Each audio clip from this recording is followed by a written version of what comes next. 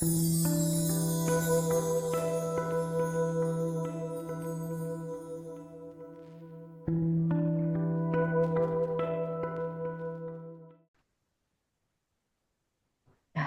잠시 하시던 모든 일을 멈추고, 이제 나 자신만을 위한 시간을 오롯이 만들어 봅니다.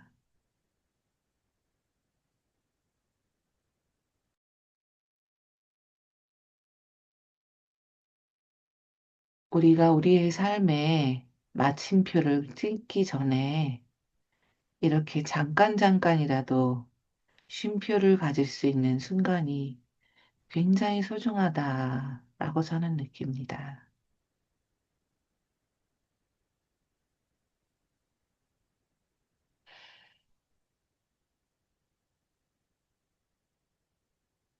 잠시 주의를 나의 방 안에 일어나는 어떤 소리나 공기의 흐름이나 외부적인 내 밖의 것에 잠시 기울여 보시고,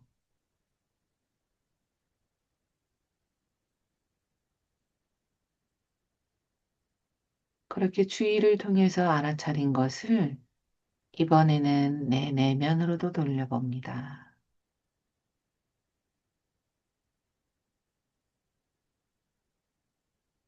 언제나 항상 외부를 향하기 쉬운 이 주의를 나의 몸, 나의 마음, 나의 영혼, 나의 내부로 돌려봅니다.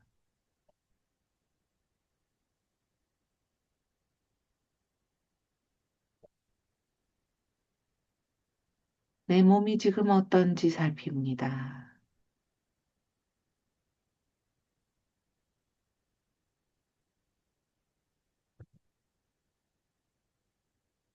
그저 무심코 그냥 움직이고 끌고 다니기 쉬운 나의 몸을 정성 들여 잠시 살펴봅니다.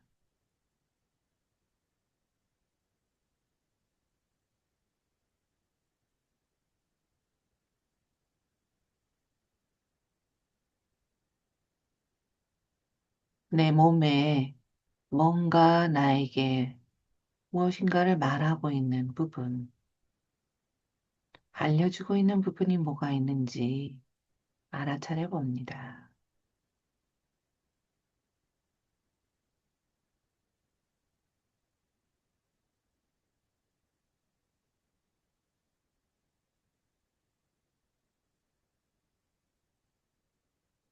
내 몸이 지금 필요한 게 뭔지, 어떤 것을 원하고 있는지도 알아차려 봅니다.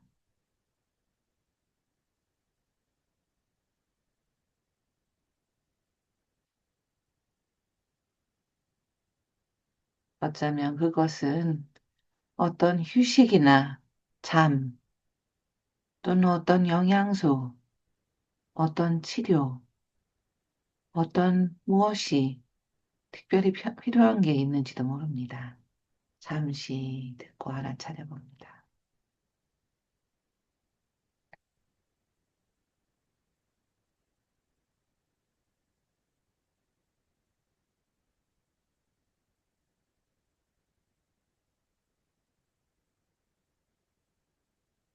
그걸 내가 지금 해줄 수 있다면 가능한 만큼 해주시고, 해줄 수 없다면 이 책을 읽는 시간이 끝난 다음 너가 원하는 것을 조금 더 해줄 거다. 그때까지 조금만 기다려 달라라고도 전해봅니다.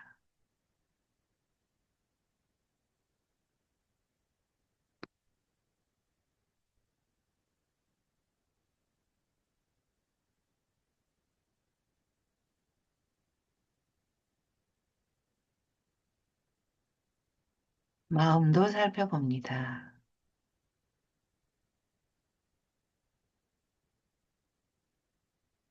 마음 안에서 나의 주의를 끄는 어떤 말을 걸어오는 뭔가를 알려주는 무엇인가로 이미 나타나 있는 나의 부분이 있지는 않은지 살펴봅니다.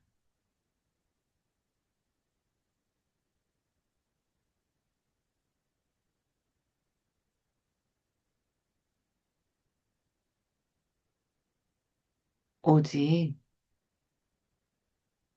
긍휼함과 호기심을 가지고 나의 마음도 가만히 들어봅니다.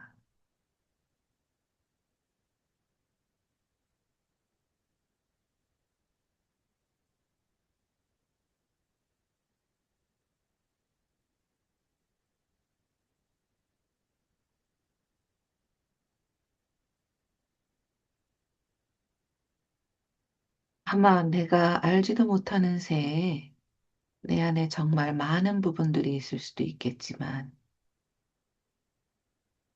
그 중에서도 특별히 나의 주의를 끄는 부분, 뭔가 지금 나타나 있는 부분, 아니면 아니더라도 내가 알고 있고 내 내면 안에 존재한다는 것을 이미 내가 알아차리고 있는 부분이 뭐가 있는지 살펴봅니다.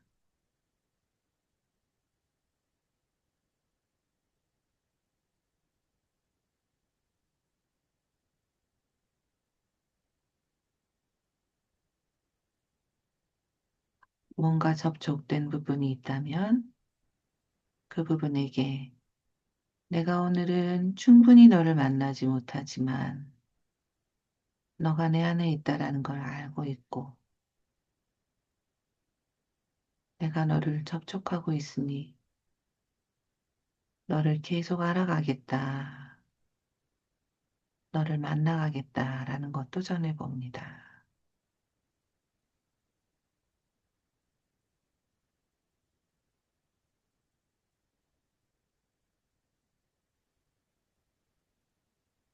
아마 충분하지는 않겠지만 이렇게 잠시라도 멈춰서 내 부분을 살피고 알아차리는 것이 모여갈 때 내면에 대해서 우리는 더 배워갈 수 있을 거라고 저는 믿습니다. 지금의 그 참나의 평정함, 열린 마음, 공간을 가지고 천천히 여기로 돌아옵니다.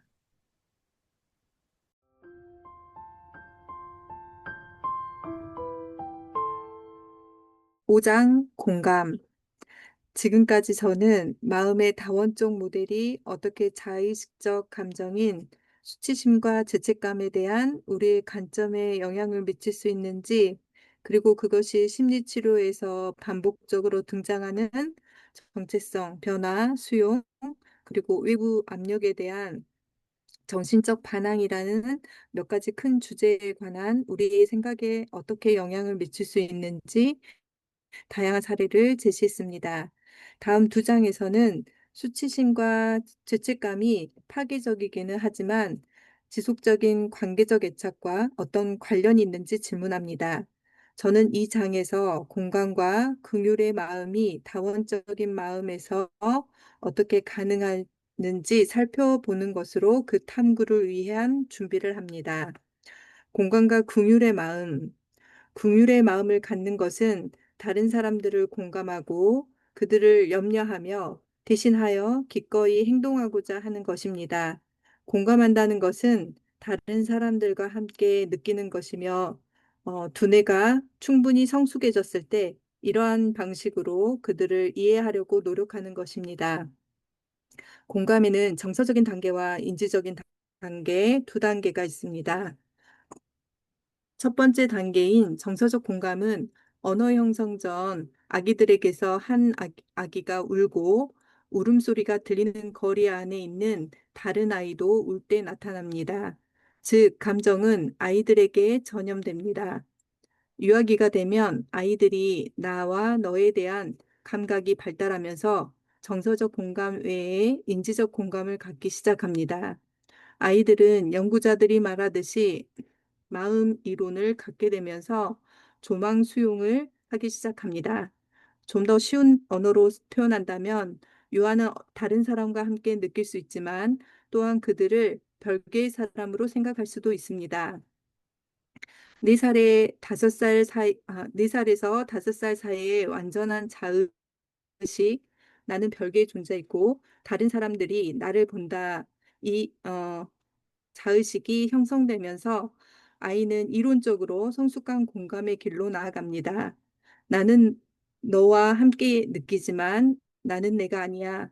성숙한 공감은 호기심을 촉진하고 연결을 구축합니다. 그리고 개인 간 차이를 존중하는 어른들의 행동을 목격한 아이들은 관계에서 누가 누구인지에 대한 성숙한 공감과 명료성을 더 잘 습득할 수 있게 됩니다. 하지만 인정받고 있지 못하거나 누군가 자신을 본다고 느끼지 못하거나 돌보미와 다르다는 이유로 벌을 받는 아이들은 어떻습니까? 자신감 있고 차별화된 자아 감각은 발달 단계를 거쳐 얻어집니다.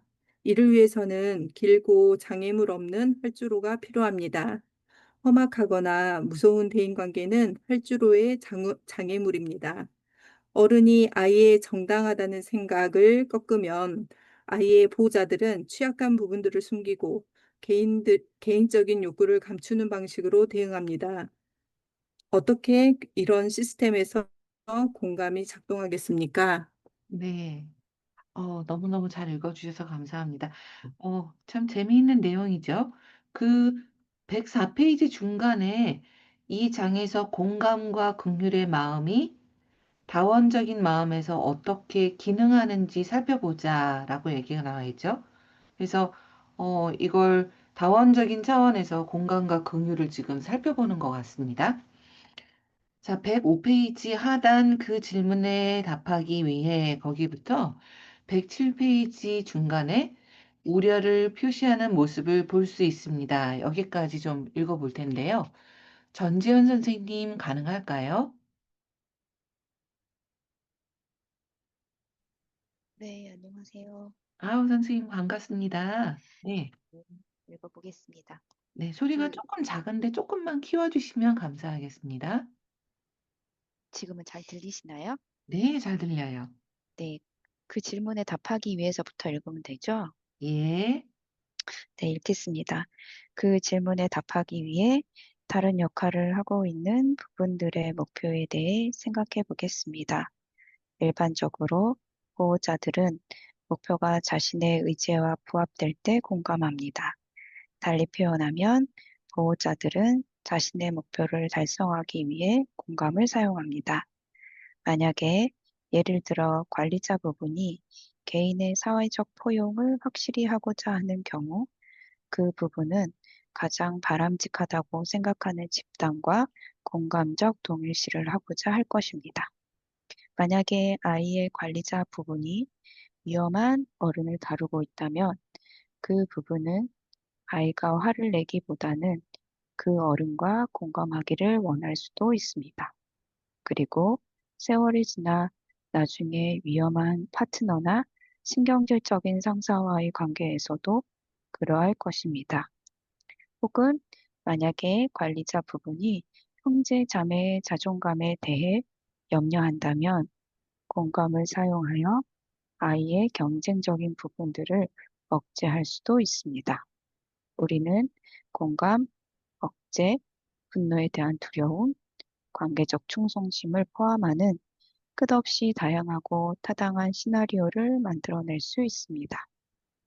관리자들과 대조적으로 지금 고통의 경감을 원하고 자신들의 행동이 다른 사람들이나 심지어 앞으로 자신에게 어떤 영향을 미치는지 신경 쓰지 않는 사후 반응적인 소방관들은 일반적으로 대인 공감을 갖고 있지는 않는 것으로 봅니다. 하지만 그들은 한 가지 중요한 면에서 공감적입니다. 그들은 추방된 부분들의 고통에 매우 예민하게 반응하고 추방자들이 의식에 침입했을 때 즉각적으로 작동하여 그 감정들을 달래거나 분산시키거나 억제합니다. 옆에 서 있는 사람에 대한 충성심에서 살인에 가담한 군인처럼 그들의 공감의 범위는 극도로 좁고 그들의 방법은 매우 비싼 대가를 치를 수도 있습니다. 보호자들의 공감이 극도로 제한된 의제에 의해 좌우된다면 추방자들의 공감은 어떻습니까? 이 부분들은 강제적인 고립 가운데 살며 배제당, 배제당한 느낌을 갖고 구조를 갈망하고 있습니다. 따라서 그들은 쉽게 취약성, 수치심, 두려움을 느끼고 그것들과 동일시하는 경향이 있습니다. 그들에게 공감하는 행위는 의식적인 인식과 관심으로 가는 대리 경로입니다. 하지만 보호자들은 자생적인 수치심에게 알레르기를 보이듯이 대리 수치심에도 알레르기를 보입니다. 예를 들어 보호자는 상처를 받은 사람을 거짓으로 안심시키거나 괜찮을 거야. 추방자의 감정을 노골적으로 부정하거나 그런 식으로 느끼지 마. 또는 추방자에 대한 죄책감을 느끼고 있다고 주장함으로써 내가 너를 기분 나쁘게 만들었어. 추방자의 공감을 방해할 수도 있습니다. 그렇지 않다면 보호자가 추방자가 공감하고 있는 사람을 거부하거나 나는 너 같지 않아. 그 사람에게 투사할 수도 있습니다. 나 대신 내 입장이 되어봐.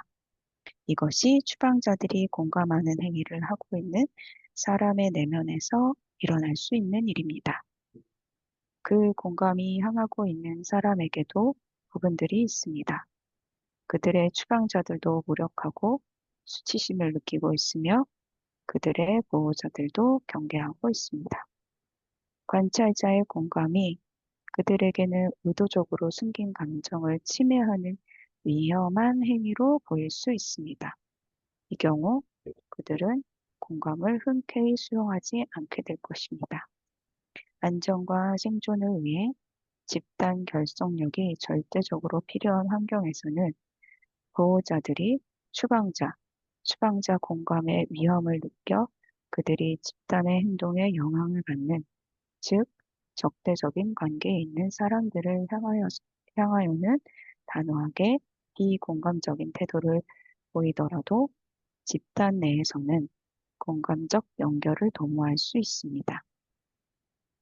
2021년 1월 6일 워싱턴 DC에서 있었던 쿠데타 시도는 이 현장을 흥미롭게 보여주는 사례였습니다. 사건 영상을 보면 국회의사당 경찰을 폭행하고 여러 정치인들을 살해하겠다고 위협하면서도 폭도들이 서로를 위로하고 우려를 표시하는 모습을 볼 수 있습니다. 이 내용 진짜 재밌네요. 참, 이렇게 부분을 나눠서 공감에 대한 걸 생각을 해본 적이 없는데 진짜 재밌네요. 자, 이제 아이의 공감 부분을 좀 읽어볼까요? 107페이지 중간 아이의 공감부터 109페이지 방해하고 있었습니다까지 읽어볼 텐데요. 추가록이 나와서 시라하고 치료사 2명을 나누는 게 필요할 것 같아요. 임진희 선생님 혹시 마이크 켜실 수 있을까요?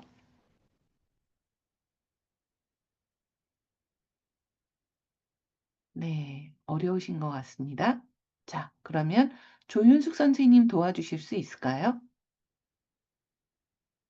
네, 그럼 조윤숙 선생님께서 내용을 좀 읽어주시고 실화를 맡아주실까요? 제가 치료사를 해볼게요. 네, 알겠습니다. 네, 감사합니다. 아이의 공감. 누가 누구를 책임집니까? 정상적인 발달 과정에서 부모는 자녀에 대한 책임을 지게 되고, 성인 자녀는 점차 나이 들어가는 부모에 대해 책임을 지게 됩니다. 필연적으로 기능장애를 가진 성인들의 자녀들은 이 공식을 뒤집고 최선을 다해 그들의 명목상의 돌보미들을 양육합니다. 다음 두 장에서는 이 현상을 자세히 살펴봅니다. 그러나 부모-자녀 관계는 공감이라는 주제와 관련이 있으므로 먼저 이 예를 들어 설명하겠습니다. 실화의 공감. 우리가 함께 작업하기 시작했을 때 시라는 20살의 시스젠더, 이성애자, 리투아니아 유대계 미국인 대학생이었습니다. 그녀는 오랜 동안 불안으로 힘들어했으며 다양한 치료에 참여했던 경험을 가지고 치료를 받으러 왔습니다. 그녀의 아버지는 그녀가 유아였을 때부터 때때로 그녀에게 매우 비판적이고 폭발적이었습니다. 그녀는 다양한 종류의 치료법으로 이 문제를 해결하고자 여러 해를 보냈으며 가장 최근에 IFS를 접하게 되었습니다. 몇 년 후 그녀는 확고하게 독립적인 삶을 살게 되었고, 그녀는 부모님 집을 방문한 후 다음과 같이 아버지와 대화를 가졌다고 보고했습니다. 시라, 저는 옛 친구를 만나고 부모님께 인사를 드리러 그곳에 갔어요. 제가 결혼한 이후로 우리는 모두 매우 잘 지냈습니다. 그런데 아버지가 이번에는 갑자기 제가 머물고 있던 제 옛날 침실로 들어와서 제게 소리를 지르기 시작했습니다. 끔찍한 말을 했어요. 문을 막고 엄마에게는 참견하지 말라고 했어요. 맙소사. 꼼짝없이 갇힌 기분이었어요. 눈물을 흘리며 끔찍했어요. 아버지가 폭력을 행사한 적이 있나요? 아니요. 늘 그래요. 제가 어렸을 때도 그랬어요. 어떻게 해야 할지 모르겠어요. 내면에서 무슨 소리가 들리시나요? 제게는 부모님과 관계가 끊기는 것에 대해 걱정하는 부분이 있습니다. 그럼 관계를 끊고 싶어 하는 부분이 있나요? 네. 그리고 그걸 원하지 않는 부분도 있고요. 저는 아버지가 정말 걱정돼요. 또 다른 부분이 아버지를 걱정하나요? 네. 왜죠? 이제 아버지는 죄책감을 느끼고 계세요. 그동안 아버지는 사과해오고 있었어요. 하지만 저는 아버지에게 무슨 문제가 있는 것은 아닌지 궁금해요. 당신은 어떤가요? 저도요. 먼저 당신의 무서워하면서 상처받은 부분을 돕고 난 다음 당신이 무엇을 하고 싶은지에 대해서 이야기해 보죠. 회개의 이 부분에서 우리는 그녀의 아버지에게 공감하고 아버지를 걱정하며 아버지가 죄책감을 느끼지 않도록 해주고 싶어 하는 부분이 섞여 있는 상태에서의 이야기를 들었습니다. 즉, 이 부분은 아버지가 아버지 자신의 행동으로 인해 겪게 될 부정적인 결과를 막아주고 싶어 하였습니다. 장기적으로 누군가를 결과로부터 보호하려는 충동은 반드시 역효과를 가져옵니다. 왜냐하면 결과가 있기 때문입니다. 범죄자가 보호를 받는 경우 피해자가 영향을 받게 되어 결국 피해자의 화난 부분이 행동에 옮기게 됩니다. 만약 그녀가 이제 단호하지만 친절하게 한계를 설정한다면 그녀의 화난 부분은 아마도 나중에 극단적인 해결책을 주장할 필요가 없을 것입니다. 그녀의 어린 부분의 공감은 자신의 상처를 돌보고 자신을 보호하며 중요한 관계를 유지하는 그녀의 능력을 방해하고 있었습니다. 네, 감사합니다. 이게 내용이 굉장히 저는 중요한 내용들이 많이 지금 나온다라고 느껴지네요. 누군가를 결과로부터 보호하려는 충동. 요거에 대한 이야기 할 게 많을 것 같아요, 오늘. 자, 공감과 양극화된 시스템에 대해서도 읽어볼 텐데요. 내용이 조금 긴데, 111페이지 하단까지 그냥, 놓치게 됩니다. 거기까지 그냥 읽는 게 낫지 않을까 싶어요. 끊지 말고. 자, 여기를 혹시, 다미님 도와주실 수 있을까요? 마이크 켜실 수 있나요? 네, 아이고, 감사합니다. 네, 그 부분을 좀 부탁드립니다. 공감과 양극화된 시스템. 추방자 간 공감도 보호자 양극화를 악화시킵니다.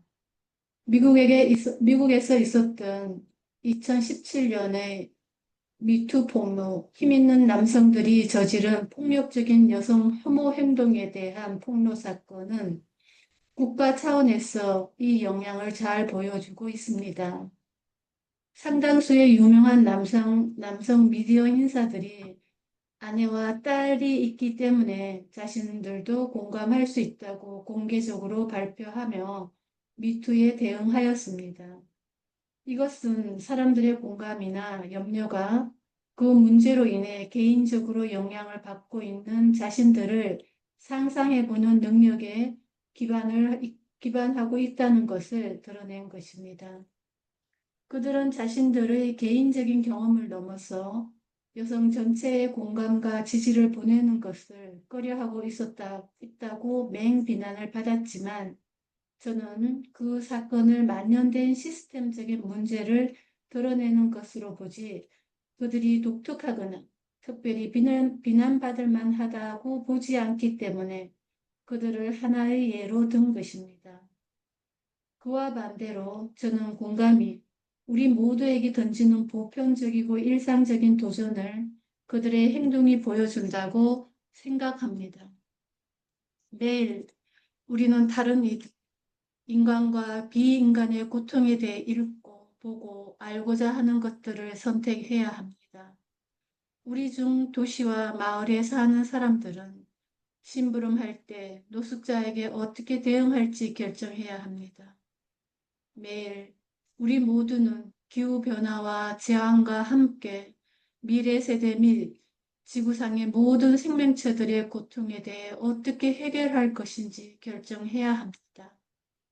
지금 다른 사람들의 고통을 느끼거나 미래에 일어날 그것을 상상을 하는 것은 소중한 에너지를 소비하는 것입니다.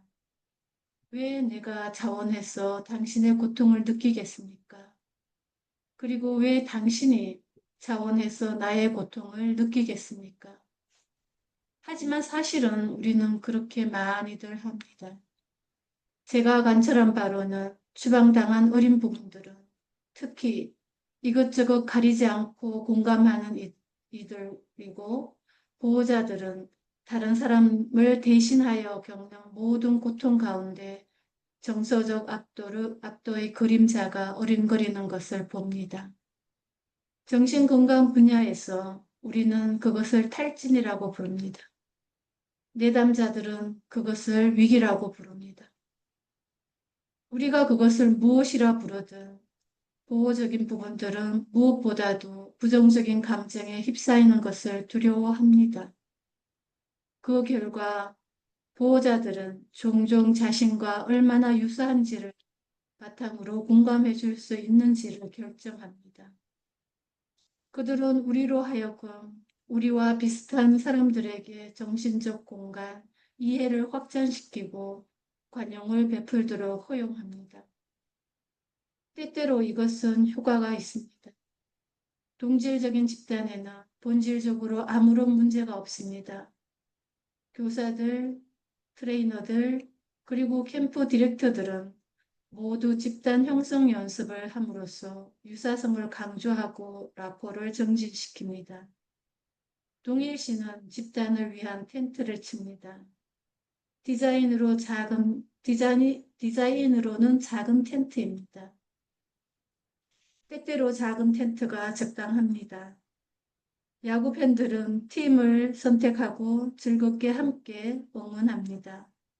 일부 일처 배우자들의 상호 동일시 및 배타적 헌신, 그것을 선택하는 사람들에게 유익이 됩니다. 그러나 시스템이 공정성 및 자원의 접근과 관련된 문제로 양극화될 때 작은 텐트는 텐트 밖에 모든 사람들을 향하여 무관심과 잔인성을 야기할 수 있습니다. 수치를 당했다고 느끼는 집단은 특히 보호적인 부분들이 다른 사람들을 열등한 자들, 모자라는 자들로 부르며 자신들의 수치감을 의절하고 투사하기 위해 행동을 취할 위험에 있습니다.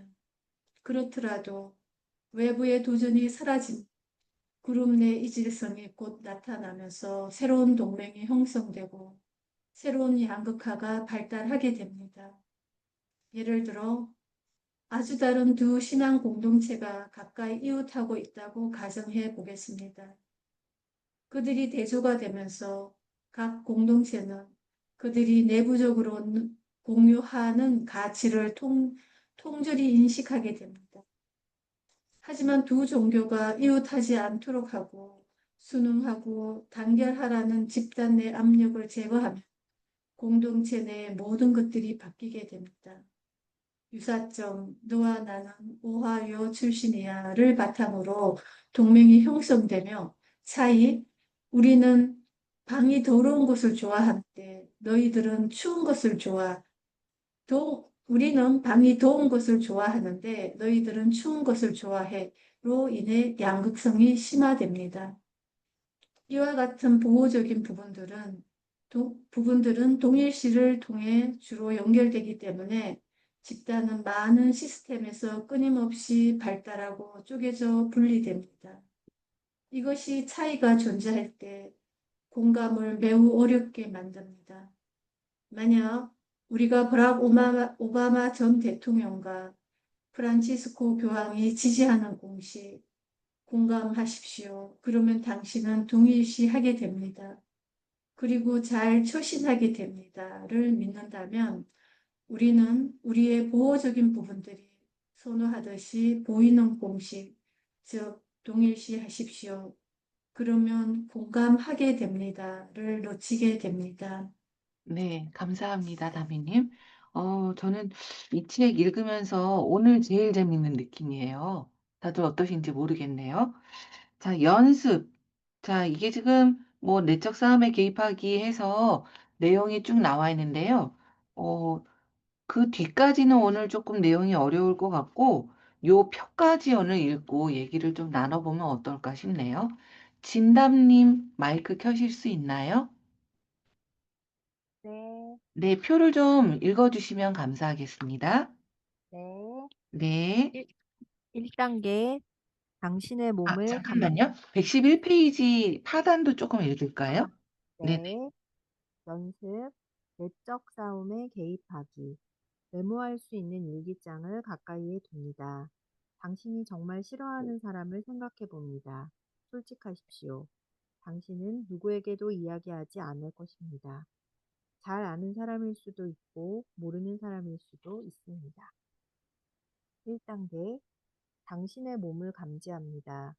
혐오감, 움츠러듦, 신체적인 불편함, 무언가 다른 것을 생각하고 싶은 충동. 이제 당신이 당신 자신에 대해 싫어하는 것을 생각해 봅니다. 이는 당신의 부분들 중 하나 또는 일단의 부분들과 당신의 부분들 중 또 다른 하나를 판단하고 있음을 의미한다는 사실에 주목합니다. 판단하는 부분들에게 긴장을 풀고 그들이 싫어하는 부분에게 당신이 호기심을 보일 수 있도록 해주겠는지 묻습니다. 그렇다면 2단계로 계속 진행합니다. 만약 그렇지 않다면 논쟁하지 말고 이유를 묻고 당신이 들은 것을 일기에 적습니다. 2단계, 이 싫어하는 부분을 향하여 어떤 느낌이 듭니까? 만약 당신이 다른 부분들의 부정적인 감정을 감지한다면 당신이 표적 부분의 이야기를 들을 수 있도록 그들에게 긴장을 늦추어 달라고 요청합니다. 만약 그들이 거절한다면 논쟁하지 말고 이유를 묻고 당신이 들은 것을 일기에 적습니다. 만약 그들이 동의한다면 당신이 지금 표적 부분, 즉 싫어하는 부분을 향하여 어떤 느낌이 드는지 주목합니다. 호기심을 가져도 괜찮다고 하면 표적 부분에게 당신을 보라고 요청합니다. 그러고는 다음과 같은 질문을 하고 대답을 적습니다. 당신은 누군가를 보호하고 있습니까? 그렇지 않다고 하면 이 부분은 추방자입니다. 그 부분을 안전한 곳에 데려다 주고 나중에 보호적인 부분들의 허가를 받은 다음 되돌아오겠다고 합니다. 그렇다고 하면 계속 진행합니다. 만약 당신이 지금 하던 일을 중단한다면 어떤 일이 일어나겠는지 묻습니다. 그리고는 당신이 들은 것을 적습니다. 만약 그 부분이 다른 보호자의 이름을 댄다면 나는 TV를 너무 많이 볼 거예요 같이 그 부분과도 대화해도 괜찮은지 물어보고 초대하여 함께합니다. 그런 다음 나머지 보호자에게도 동일한 질문을 합니다. 만약 당신이 지금 하던 일을 그만둔다면 어떤 일이 일어날까요? 두 부분의 이야기를 모두 듣고 나서 다음과 같은 질문을 합니다. 제가 당신이 보호하는 부분들을 도울 수 있다면 당신이 이렇게 극단적일 필요가 있을까요? 당신이 들은 것을 적고 그들에게 감사를 표합니다. 이제 당신은 한 추방자 또는 서로 다른 두 추방자를 보호하는 방법에 대해 서로 다른 견해를 가지고 있기 때문에 갈등을 겪고 있는 두 보호자를 알게 되었습니다. 이들은 당신이 추방자를 도울 때 물러날 수 있을 것입니다. 이 정보를 로드맵으로 사용하여 추가 질문을 하고 추방자를 돕기 위한 허락을 얻습니다.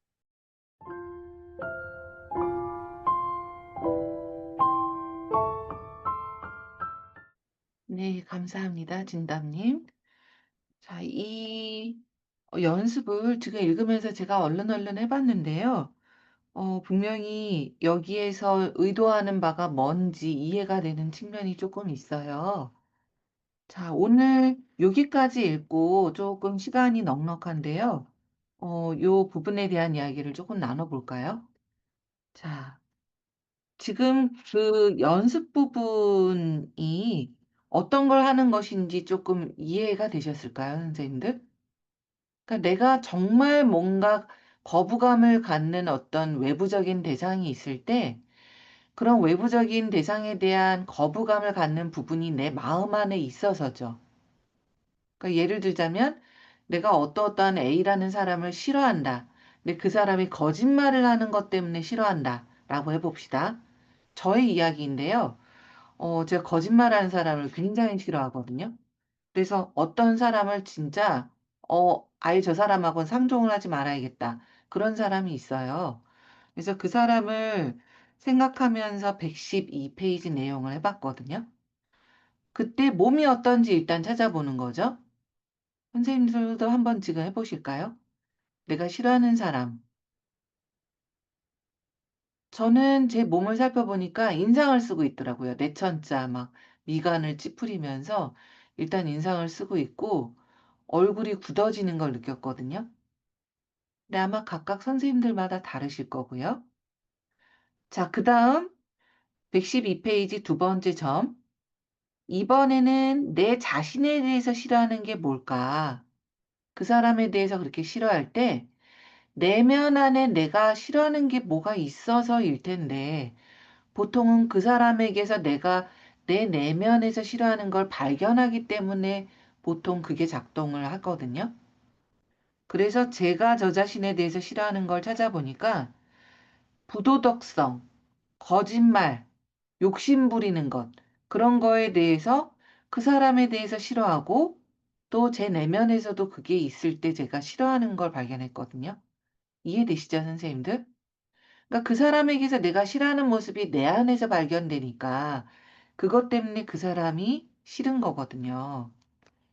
자, 그 다음 세 번째 점에서 뭔가 판단하는 부분이 있는지 보고 그런 다음 그 싫어하는 부분으로 계속 넘어가는 거죠. 그런 부도덕성, 거짓말 또는 권위, 욕심 부리는 거에 대해서 싫어하는 저 안의 부분에게 판단하는 부분에게 긴장을 풀고 그 싫어하는 부분, 그 부도덕하다, 거짓말하다, 거짓말하고 있다라고 판단하는 부분은 비켜주고 거짓말하고 있는 부분에게 호기심을 갖고 조금 우리가 알아갈 수 있도록 그렇게 해보는 거죠. 예를 저를 드는 거예요. 자, 그 다음 2단계에서 그 거짓말하고 있는 부분을 향해서 어떤 느낌이 드냐라는 질문이 나오죠. 이게 참나 에너지를 알아보는 질문이죠. 그래서 그 거짓말하는 부분, 부도덕하고 뭔가 욕심 많고 그런 부분에게 제가 참나 에너지로 볼 수 있는지. 근데 2단계에서 만약에 이게 연민이나 긍휼함이나 또는 열린 마음이 아니라 어떤 다른 뭔가 다른 느낌이 있다면 다른 부분이 섞여 있는 거죠. 그러니까 그 부분을 비켜주도록 하는 질문이 2단계의 첫 번째 질문이에요. 그래서 부정적인 감정을 감지한다면 참나 상태가 아니기 때문에 긴장을 늦춰달라, 비켜달라라고 분리를 합니다. 만약에 거절하고 분리가 되지 않는다면 뭐 싸울 필요 없이 왜 그런지 들어보면 돼요. 이유가 있는 거니까요. 그런데 만약에 비켜준다면, 동의한다면 계속 참나 상대인지를 다시 체크를 하는 거예요. 어떻게 해요? 그 싫어하는 거짓말하는 부분을 향해서 그 거짓말하는 부분에게 어떤 느낌이 드는지라는 걸 보는 거죠. 그랬더니 아, 열린 마음이다. 참나 상태다라고 하면 패스. 근데 그게 아니라 어떤 부정적인 느낌이라고 하면 그건 역시 분리를 해야겠죠. 어떻게 하는 건지 이해되시죠, 선생님들? 자, 그러고 난 다음에 호기심이다, 참나 상태다라고 하면 2단계 두 번째 점으로 넘어가서 이 부분이 뭘 보호하고 있는지를 보는 거죠. 왜냐면 결국 내가 그렇게 상대에 대해서 어떤 싫은 느낌이 든다라는 건 내 마음 안에서 보호자가 작동하고 있다는 뜻일 거고 그 보호자가 어떤 추방자를 보호하고 있을 것이기 때문에 뭘 보호하고 있는지라는 걸 알아내려고 하는 거죠. 근데 보통 이렇게 양극화되어져 있을 때 참 묘한 것은 양극화되어져 있을 때가 아니라 이렇게 싫어하고 있을 때 묘한 것은 쉽게 양극화되기도 쉽다라는 거예요. 정치적인 얘기를 들어서 좀 말씀이 좀 어떻게 들리실지 모르겠는데 대권 후보로 나왔던 김문수라는 사람을 다들 알고 계시죠? 근데 그 김문수라는 사람이 1990년대, 2000년대 초반까지만 해도 극렬한 민주화 투사였어요. 그런데 완전히 반대로 돌아섰거든요. 완전히 좌익이었는데 완전히 우익으로 돌아섰거든요. 근데 이런 경우가 심심찮게 발견이 된다는 거죠. 그러니까 한쪽에 대해서 극렬하게 뭔가를 싫어하는 어떤 부분이 있을 때 반대로 작동하는 부분이 우리 내면 안에 작동할 때도 많거든요. 양극화되어져 있을 때도 많거든요. 그래서 저는 김문수 경기도 도지사의 어떤 좌익에서 우익으로 바뀐 걸 양극화되어져 있던 부분이 작동한 것일 수도 있겠다라고 나름대로는 생각을 해봤어요. 그러니까 내 내면 안에서 이렇게 뭔가 싫어하는 부분이 있을 때 나도 모르게 양극화돼서 그걸 따라한다던가 그걸 우호적으로 본다던가 그런 모습이 생겨날 수도 있는 거거든요. 무슨 말인지 이해되시죠, 선생님들? 그래서 이게 어떤 부분을 보호하고 있는지라는 걸 본 거예요. 그랬더니 잠깐 제가 읽으시면서 작업을 다시 해보니까 아직도 저희 내면에 어렸을 때 거짓말하고 슈퍼에서 먹을 거 훔치고 그랬을 때 엄마한테 맞고 기절하고 잠깐 죽었다 깨어났던 그 아이의 고통, 그 아이의 추방자가 아직도 있구나라는 걸 느낄 수 있었거든요. 그러니까 거짓말하고 부도덕한 거에 대해서 너무너무 걔는 위험하고 너무너무 나쁜 짓이다라고 느끼고 있는 거예요. 그러니까 거짓말은 절대로 안 돼. 항상 정직해야 돼. 항상 투명해야 돼. 무슨 일이 있던 다 말을 해야 돼. 그러니까 오랜만에 만난 친구가 야, 나 요즘에 예뻐졌어 라고 말할 때 거짓말을 못하고 아닌데? 너 그렇게 예뻐진 거 아닌데? 뚱뚱해졌는데? 라는 걸 고지것대로 얘기해야 될 것 같은 이런 경직된 이런 느낌인 거죠. 그러니까 이런 추방자를 찾아낼 수 있는 방식으로서 그걸 써보자라는 거죠. 그래서 113페이지로 넘어가서 이게 보호자가 양쪽으로 양극화되어져 있을 가능성이 크기 때문에 그런 한 추방자 또는 서로 다른 두 추방자를 보호하는 서로 다른 견해를 갖고 있는 두 보호자를 양극화된 보호자를 찾기 위해서 이 연습을 써보자라는 거죠. 그래서 예를 들자면 이혼은 절대로 안 돼. 라고 하고 있는 극심한 갈등을 빚는 내담자가 있다라고 할 때 양극화돼서 너무너무 이혼하고 싶어 하는 부분이 내면 안에 있을 수 있거든요. 그래서 어떨 때는 너무너무 이혼을 하려고 하고 어떨 때는 너무너무 이혼 안 하려고 하고 근데 그 두 부분이 있을 때 내면 안에 어떤 추방자가 있길래 그렇게 극단적으로 이혼해야 돼. 이혼 안 해야 돼. 그러는지 그걸 찾아볼 수 있는 거죠. 실제 저희 내담자 사례예요. 뭐 도박에, 외도에, 폭력에 그런 데도 절대로 이혼 안 하려고 하다가 어떨 때는 이혼해라고 하면서 극단적으로 행동을 하다가 왔다 갔다 하는 내담자가 있었거든요. 근데 실제로 이혼해라고 하지만 그래서 남편한테도 이혼해라고 하면서 극단적으로 말을 하지만 실제로 이혼을 선택하지는 않아요. 그래서 도대체 나는 왜 이러는지 모르겠다라고 찾아왔던 내담자가 있었거든요.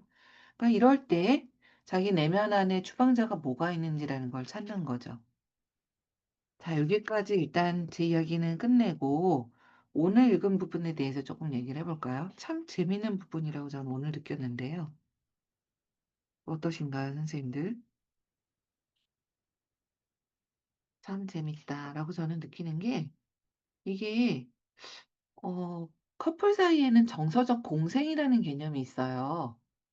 그러니까 이게 둘이 대화가 잘 통하게 되고 성관계도 하게 되고 그러면서 연결의 경험을 갖게 되잖아요.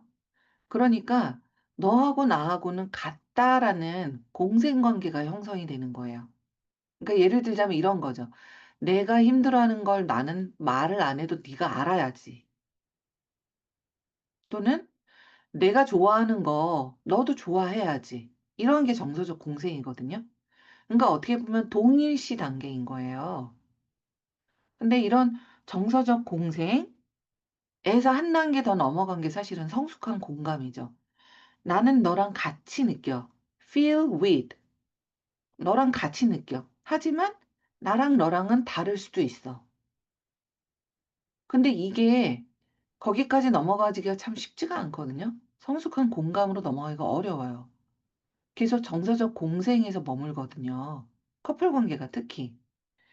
그런데 여기에서 말하는 게 소방관이나 관리자나 추방자나 나눠서 어떤 게 진정한 공감인가라는 얘기를 하고 있고, 그래서 110페이지 하단에 보면 동일시에 대한 얘기가 나오죠. 이 정서적 공생이라는 게 동일시 때문에 생겨나거든요. 너랑 나랑은 같아. 같아야 돼. 근데 그게 어떻게 보면 작은 텐트라는 거예요. 그러니까 작은 어떤 그 안에서 짝짝꿍이 되는 거죠. 그래서 그게 동일시가 되는 그룹은 그 안에서 공감을 해. 그리고 동일시가 안 되는 그룹은 다 적대시를 해. 이런 거죠. 그러니까 예를 들자면 여기에 일부 일처제에 대한 얘기가 나오는데요. 저희 한 내담자가 미국인 내담자인데 70이 넘은 양반인데 한 커플 결혼해서 있는 어떤 커플 관계에 있는 여성하고 사랑에 빠진 거예요. 그래서 모노감이라는 거 들어보셨나요? 폴리아모리? 폴리아모리 들어보셨나요? 유경쌤은 아시죠? 폴리아모리. 모노감이라는 게 있고 폴리아모리라는 게 있거든요. 그러니까 폴리아모리는 여러 사람하고 사랑하는 관계를 맺는 관계인데요. 이분이 폴리아모리를 하는 거예요. 그래서 그 두 커플, 아내하고 두 분이 사랑에 빠졌는데 남편하고도 교제를 하는 거예요. 그래서 저는 희한하다. 그러면서 서로 양쪽 집안이 다 알고 지내요. 야, 어떻게 이럴 수 있지? 그거 오래가지 못하는데? 근데 그런 폴리아모리 하는 내담자를 제가 되게 많이 만나거든요. 근데 그걸 일부일처제를 하는 저의 관점에서 봤을 때는, 이게 일부일처제가 맞는데라는 동일시가 되어져 있죠. 그러니까 그 내담자의 폴리아모리 하는 그런 방식이 저는 너무 받아들이기가 어려운 거예요. 동일시가 안 되니까. 근데 마찬가지로 시스젠더들끼리는 그 안에서 우리는 시스젠더야. 남성, 여성 있는 게 당연해. 그리고 게이나 레즈비언은 또 받아들이기 어려워할 수도 있죠. 또는 좌익은 좌익끼리 동일시가 돼서 우익을 못 받아들이고 우익은 우익끼리 동일시가 돼서 좌익을 못 받아들이고 그럴 수 있죠. 그래서 지금 이 책에서 말하는 게 와, 이게 이렇게 양극화가 되는 게 동일시된 사람들끼리만 공감을 하고 그 텐트 밖의 모든 사람한테는 다 적으로 돌리는 거죠. 그렇게 하는 데 있어서 지대한 역할을 하는 게 보호자들인 거고요.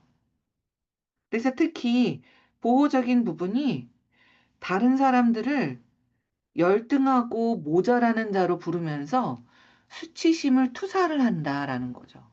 그래서 110페이지 하단에서 111페이지 두 번째 줄까지 나온 게 그런 내용이고, 그래서 예를 들어서 불교하고 기독교가 있다라고 할 때 불교하고 기독교 사이에 서로 완전히 다른 두 개의 단체처럼 양극화가 돼서 서로 물고 뜯고 할 수 있는데, 이게 유사점을 바탕으로 해서 동맹이 생기고 차이가 있다라는 걸 찾을 때 양극화가 생겨나고 그런 상황인 거잖아요. 그래서 이게 보호적인 부분들이 동일시를 통해서 주로 연결되기 때문에 계속 이런 양극화가 계속 생겨나고 공감을 어렵게 만든다라는 얘기죠. 조금 더 도움이 되셨을까요? 제가 설명드린 게? 네. 오늘 저는 이 내용이 굉장히 재밌는데 어떠신지 모르겠네요. 선생님들 어떠세요?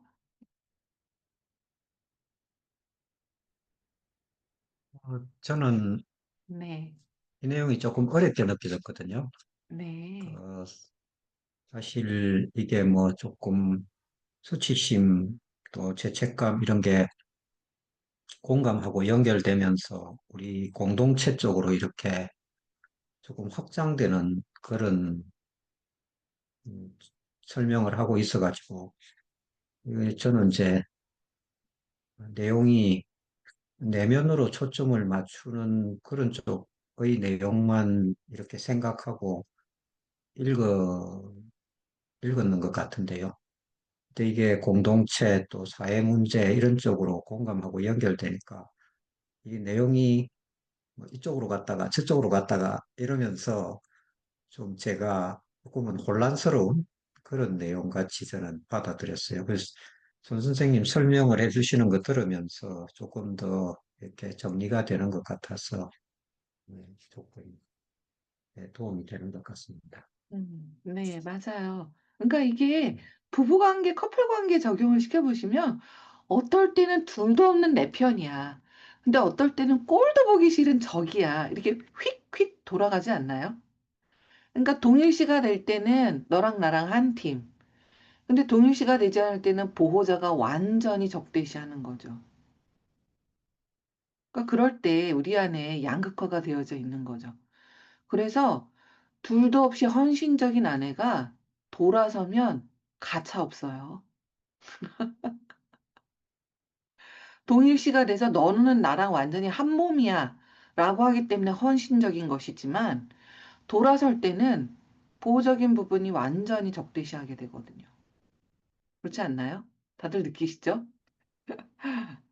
맞아요. 그래서 정말 우리는 한 팀이야, 하나야 라고 교회에서 막 그러다가 휙 완전히 적으로 돌아서서 다른 종파로 나오고 이런 모습 정말 많이 보죠. 근데 그게 다 이 책에서 말하는 그런 정서적인 전염, 공생, 동일시, 양극화의 개념으로 보면 저는 쉽게 더 이해가 되는 것 같아요. 이성경 선생님 뭔가 얘기하시려고 하신 것 같아요.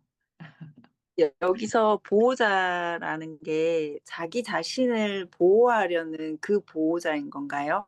그렇죠. 그런데 그게 확장되면 사실은 이 보호자가 나와 하나다라고 느끼는 내 아이도 보호하려고 하고, 내 남편도 보호하려고 하고, 내 교회도 보호하려고 하고, 내 성당, 내 절, 이런 걸 보호하려고 또 하게 되죠. 음, 네. 더 하실 말씀이 있으실 것 같아요. 어떠세요? 저는 이제 공감에 대해서 이제 되게 좁은 의미의 공감으로 이렇게 공감을 이해하고 있었던 것 같아요. 이제 다른 사람의 감정을 판단하지 않고 있는 그대로 이제 해주는 그 공감만 이렇게 생각하다가 오늘 보면서 공감에 대해서 되게 폭넓게 되게 다양하게 볼 수 있는 거를 오늘 알게 되면서 어렵지만 조금 새로운 시각이 조금 열린 것 같고, 그 109페이지 보면 맨 끝에 그녀의 어린 부부의 공감은 이제 자신의 상처를 돌보고 자신을 보호하며 중요한 관계를 유지하는 그녀의 능력을 방해하고 있었습니다라고 이 문장을 보면서 저는 공감은 다른 사람을 이렇게 도와준다고 해야 되나? 다른 사람 항상 공감은 좋은 걸로만 생각했었어요. 공감이란 것 자체가. 네. 근데 9페이지의 그 부분을 보면서 꼭 그렇지는 않구나. 예, 그렇게 음, 생각을 했어요. 맞아요. 그러니까 저희 상담할 때 생각해 보면 정말 엄청나게 공감 잘하는 상담사들도 많아요. 아니, 그래가지고 어떡해요? 막 이러면서 막. 근데 감정 전염인지 네. 공감인지 구분해야 될 때가 있거든요. 네네네네. 그러니까, 어, 쉽게 말해서 무속인들만큼 공감 잘하는 사람 없을 거거든요. 음, 말 안 해도 다 느끼잖아요. 그냥 음, 몸으로 다 느끼고 다 알잖아요. 근데 그렇게 완전히 하나가 되는 것, 이 공감이 아니다라는 거죠. 사실은 전에 저는 법륜 스님 증문즉서를 굉장히 많이 들었는데 어떤 한 상담자가 상담자 같아요. 상담자지 맞지? 상담자가 질문을 한 거예요. 저는 상담할 때 너무너무 그 사람의 고통이 다 느껴져서 힘들어요. 음, 제가 어떻게 해야 될지 모르겠어요. 다 느껴지고 다 그냥 알겠거든요. 그러니까 법륜 선생님이 그런 얘기를 하는 거예요. 선생님이란다. 스님이 그 이야기를 하시는 거예요. 당신은 상담하지 마라. 음, 왜냐하면 감정 전염이거든요. 음, 그래서 이게 전염인지 아니면 공감인지, 왜냐면 그 사람하고 나하고 하나는 아니잖아요, 사실은. 네네. 그러니까 이게 약간은 그 사람을 위해서 내가 같이 해주는 거고 같이 느껴주는 것이지만 이게 완전히 하나라고 느껴버리면 음, 구분이 좀 어렵죠. 네. 그래서 오늘 공감에 대해서 좀 새롭게 새로운 시각을 가지게 된 것 같아요. 음. 저는. 아이고, 그 말씀이 굉장히 반갑게 들려요. 네, 다른 분들은 어떠신가요? 저도 이성경 선생님 말씀하신 것처럼 그냥 네. 공감이나 동일시가 상담 안에서만 이루어지는 용어로 지금까지 알고 있었는데 이 챕터 읽으면서 이게 이렇게까지 확장될 수 있는 개념이구나라는 게 음, 공감이나 뭐 동일시나 뭐 양극화나 이런 것들이 사회적으로 주변 환경적으로 어떤 영향을 미칠 수 있다는 거를 알게 해준 음. 챕터 같아서 조금 제 시야가 확장된 것 같아서 되게 좋은 것 같아요. 말씀해 주셔서 감사해요. 저도, 예, 똑같은 마음이에요.